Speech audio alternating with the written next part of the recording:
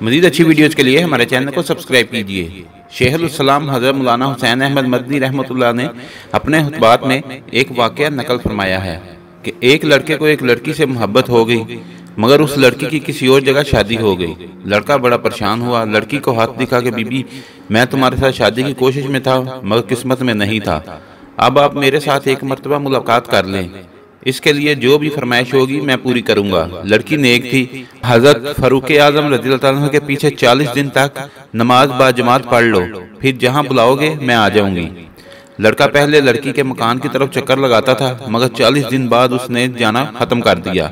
لڑکی نے پیغام بھجوایا کہ اگر میری فرمائش پوری کی ہے تو میں حاضر ہوں۔